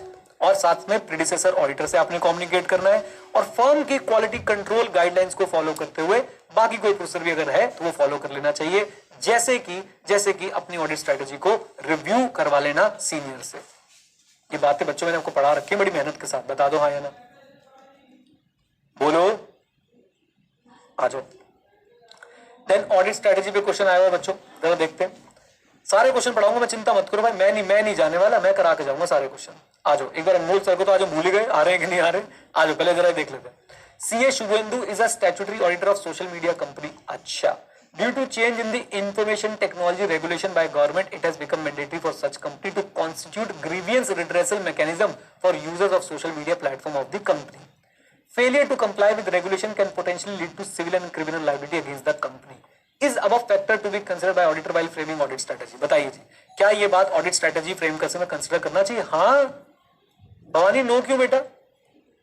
कंपनी के भाई से कंपनी पे ताला लग जाएगा, केस हो जाएंगे, गवर्नमेंट आके जेल में डाल देगी ऑफिसर्स को, तो क्या ऑडिट स्ट्रेटेजी में आपको ये बात कंसिडर नहीं करनी चाहिए? बिल्कुल करनी चाहिए बेटा।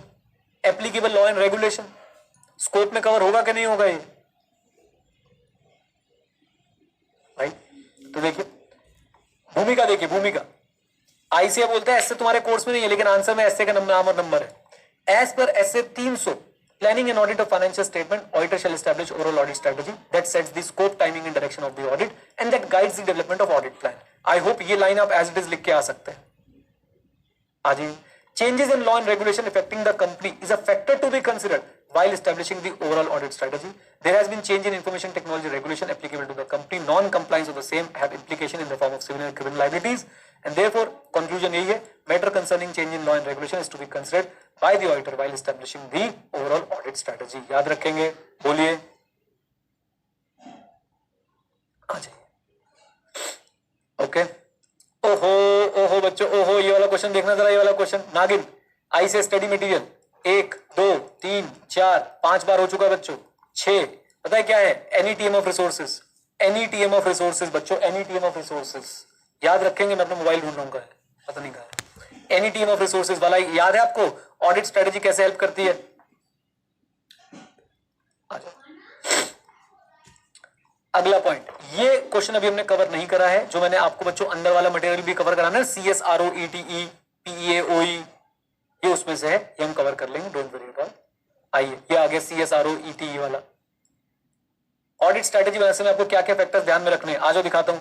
CSROETE engagement team effort, PEAOE याद आ रहे हैं सारे factors, and NET of resources. Come on guys, आ जाओ, चलते रहो बेटा। आपने पास होना है, मेहनत करनी है, क्वेश्चंस कवर करने हैं। In establishing the overall strategy auditor shall identify, ये भी बच्चों आपका CS के अंदर का क्वेश्चन है, ये मैं आपको कवर करा दूंगा। ये मेरा प्रॉमिस है आपसे, जो भी अंदर का मटेरियल मैंने आपको प्रॉमिस किया वो कवर करा दूंगा। डन, आ जाओ। देन आगे चलते हैं। नेक्स्ट क्वेश्चन क्या है हमारे पास? W the auditor of SKM Limited asked its finance and audit head to prepare audit strategy। वाह वाह वाह वाह वाह। ऑडिटर ने कंपनी के फाइनेंस एंड ऑडिट हेड को बोला, भैया अपनी ऑडिट स्ट्रेटेजी बनाओ for conducting audit of SKM limited. W also insisted to him to draw detailed audit procedure। W हो जा रहा है भाई। W अपने क्लाइंट के जो है वो फाइनेंस हेड से बोल रहा है, भैया ऑडिट स्ट्रेटेजी बना दे। On request of auditor, W completes the audit strategy as well as audit procedures are prepared by finance head of the company। Subsequently, auditor realizes that effectiveness of audit is compromised and it was his responsibility to prepare the overall audit strategy। बताइए बच्चों, क्या auditor ने सही किया? नहीं भाई, approach auditor की गलत थी। Audit planning, overall audit strategy और ऑडिट प्लान किसकी रिस्पॉन्सिबिलिटी होती है बेटा? ऑडिटर की रिस्पॉन्सिबिलिटी होती है। क्या वो अपने एलिमेंट डिस्कस कर सकते हैं मैनेजमेंट के साथ? बिल्कुल, लेकिन याद रखें ओवर शेयर नहीं होना चाहिए। Effectiveness compromise, come on, effectiveness compromise नहीं होनी चाहिए। Is that clear? बोलिए। लो भाई। CA Mary, while planning the audit of a company, feels that she would inquire from in-house legal counsel of the company status of pending litigation against the company to identify and assess risk of material statement। CA Mary की सोच रही है कि भाई मैं जो company के वकील है उनसे मैं बातचीत करूंगी और लिटिगेशन के बारे में पूछूंगी, right, to identify and assess the risk of material statement। Considering above description, are you able to identify the said procedure where these identified procedures are included in the planning। ये बच्चों भी आपके थोड़ा सा टफ हो जाएगा, इसका connection कहीं ना कहीं SA 501 से भी है, मैं आपको उसी के साथ इसको कवर करा दूंगा। ये कहना कुछ नहीं चाह रहे हैं, आंसर कुछ भी लिख देंगे, लेकिन मैं आपसे बोलूंगा कि अभी बच्चों आप लोग इसको ना करें, इसे हम लोग SA 501 के साथ कवर करेंगे। मैं बल्कि आपके क्वेश्चन बैंक में लिख भी देता हूं, ये अभी आपको नहीं आएगा। Cover this with chapter of audit evidence, क्योंकि जो आपसे बोल रहे हैं ना कि are you able to identify the set procedure, बाबू प्रोसीजर पढ़े नहीं अभी हमने, वो हम पढ़ेंगे चैप्टर नंबर जो भी हमारा ऑडिट एविडेंस का आएगा उसके साथ। लो भाई लो। An auditor of a company fails to document audit strategy and audit plan. Briefly outline the consequence of such failure। पहले तो भाई साहब यहाँ पे आप ऑडिट स्ट्रेटेजी की मतलब आप डॉक्यूमेंटेशन के बारे में लिख दो। और डॉक्यूमेंटेशन क्यों जरूरी होती है आपको पता है कि डॉक्यूमेंटेशन आपके लिए एक एविडेंस होती है that audit was planned and performed effectively and efficiently. Come on, बोलिए, आ जाइए। और क्या क्वेश्चंस हैं बच्चों? ये DSR के लिए कौन कौन से फैक्टर करने होते हैं? प्लानिंग ऑफ DSR में कौन कौन से फैक्टर कंसीडर करने होते हैं हमने पढ़े थे। Size, complexity, area of audit, assess रोमम, capability and competence. Okay, documentation पे डायरेक्ट क्वेश्चन है बच्चों, जो पैराग्राफ मैंने आपको पढ़ा रखा है वो सारा पैराग्राफ इसके अंदर एज इट इज आंसर की तरह आ जाएगा। अपडेशन के ऊपर डायरेक्ट क्वेश्चन है, बताइए हमें अपनी स्ट्रैटेजी और हमें प्लानिंग क्या हमें अपडेट करती रहनी चाहिए? Answer is yes. एग्जैक्टली जो आपको 1 पेजर में दे रखा है वो ही चीजें यहां पे लिखी हुई मिलेंगी आपको। ओके, हाँ जी। Relation between audit strategy and audit plan क्या हमने कवर किया है? Relation between audit strategy and audit plan, audit strategy broad होती है, ऑडिट प्लान डिटेल्ड होता है। ऑडिट स्ट्रेटेजी के बेसिस पे ऑडिट प्लान बनता है। ऑडिट स्ट्रेटेजी में स्कोप, टाइमिंग एंड डायरेक्शन आता है, प्लान में NET ऑफ ऑडिट प्रोसीजर आते हैं। दोनों आपस में रिलेटेड हैं, डिस्क्रीट नहीं है। दोनों आपस में रिलेटेड हैं, डिस्क्रीट नहीं है। एक में चेंज होगा तो दूसरे में भी चेंज होगा। बताइए क्या ये बातें पढ़ी थी हमने? सेम बच्चों आंसर में आपको लिखा हुआ मिल जाएगा, डिट्टो कॉपी पेस्ट। ओके, आपसे पूछ रहे हैं कि भाई ऑडिट प्लान में क्या क्या आता है, तो हमें पता है NET of RAP, NET of FAP and O app, याद आ रहा है, ओ ऐप। एंड ऑब्वियसली एक लाइन ये और लिख के आपको बता रहे हैं कि भाई साहब रिस्क असेसमेंट पहले होता है, फर्दर ऑडिट प्रोसेस बाद में होता है। ओके, चलिए, what do you mean bye documentation of audit plan? Documentation के ऊपर डायरेक्ट क्वेश्चन है, दूर दूर तक आपको घबराने की जरूरत नहीं है। ऑडिट प्रोग्राम पे आ जाओ बच्चों, ऑडिट प्रोग्राम पे, ऑडिट प्रोग्राम पे पहला क्वेश्चन देखिए, आपसे क्या बोला जा रहा है। ये वाली बात हमने पढ़ी थी कि असिस्टेंट्स को हमें गाइड करना चाहिए कि भाई साहब ओपन माइंड रखो, और कोई भी सिग्निफिकेंट मैटर हो तो उसको नोट करो, रिपोर्ट करो सीनियर को, पार्टनर को और प्रोप्राइटर को। याद आ रही है बातें? कमान बोलिए। तो आपको केस स्टडी बना के दी गई है कि भाई ये मैटर हो गया, बताओ अब असिस्टेंट को क्या करना चाहिए। तो एग्जैक्टली वही आंसर जो है लिखा गया है। रोहित ने उसे नोट और डॉक्यूमेंट नहीं किया होगा। अब reason for cancellation for e-way bill, e-way bill cancel हुआ होगा। अब ईवे बिल आपको नहीं पता होगा, अभी आपने अगर जीएसटी नहीं पढ़ा तो जीएसटी में एक ईवे बिल होता है, अगर वो कैंसिल हुआ उसके बहुत सारे रीजन हो सकते हैं, राइट। तो उसके बेसिस पे ये कह रहे हैं कि भाई रोहित ने वो रिपोर्ट नहीं किया, तो इसलिए असिस्टेंट का जो एटीट्यूड है वो प्रॉपर नहीं है। Done. Disadvantage of audit program क्या ओवरकम की जा सकती है? हाँ, की जा सकती है। कैसे? प्रॉपर सुपरविजन के साथ। ऑडिटर को रिसेप्टिव ऑडिट रखना है, रिसेप्टिव एटीट्यूड रखना है, और असिस्टेंट को मोटिवेट करना है कि आप नोट करें, रिपोर्ट करें सिग्निफिकेंट मैटर्स को, सुपरवाइजर को, प्रिंसिपल को, सीनियर को, एटसेट्रा को। डन। आओ जी, फेवरेट क्वेश्चन, क्या एक ऑडिट प्रोग्राम सारे बिजनेस के लिए बनाया जा सकता है? Answer is no. हमने बहुत अच्छे से इसको कवर कर लिया है। एक और फेवरेट क्वेश्चन बच्चों, एक और favourite question, factors to be considered while framing and while constructing an audit programme. पहला पॉइंट, स्कोप एंड लिमिटेशन। अब तो रिवाइज करा दो, scope and limitation. Written audit program, written procedures होने चाहिए, evidence reasonably available and best होना चाहिए। Come on, याद आ रही है बातें? नहीं याद आ रही नीचे से शुरू हो जाओ भाई सब। Related item coordinate, consider possibilities of error, come on, objective of each area, detailed instruction, और आखिरी पॉइंट क्या आता था हमारे स्टेप्स एंड प्रोसीजर्स। आ जाओ जी। देन पीरियोडिक रिव्यू, क्या पीरियोडिक रिव्यू करना चाहिए? बिल्कुल करना चाहिए, अभी तो पढ़ा बेटा हमने। ये वाला क्वेश्चन बच्चों, अगेन मैं इसको क्या बोलने वाला हूं, this question is very good but this question hurts me. Why? Study this with audit evidence. Okay, और कोई खास क्वेश्चन मैं देखता हूं कोई ऐसा हो जो हमने ना कर रखा हो। डिसएडवांटेज बतानी है, बड़ी आसानी से आप लोग बता सकते हैं। एडवांटेज बतानी है, सारी एडवांटेज मैंने आपको पढ़ा दी थी। करेक्ट इनकरेक्ट चलो अभी हम बाद में डिस्कस कर लेंगे, आज नहीं तो तुम लोग बेहोश होकर गिर जाओगे। यहां तक कि प्रोग्रामिंग कैसे रही मुझे बताओ। बढ़िया, मेहनत करोगे कि नहीं करोगे ये बताओ मुझे। सर इनके पीडीएफ भेज दो, अभी भेज रहा हूं, बस दोनों क्वेश्चन, दोनों चैप्टर के पीडीएफ अभी भेज रहा हूं क्वेश्चन बैंक के। डन।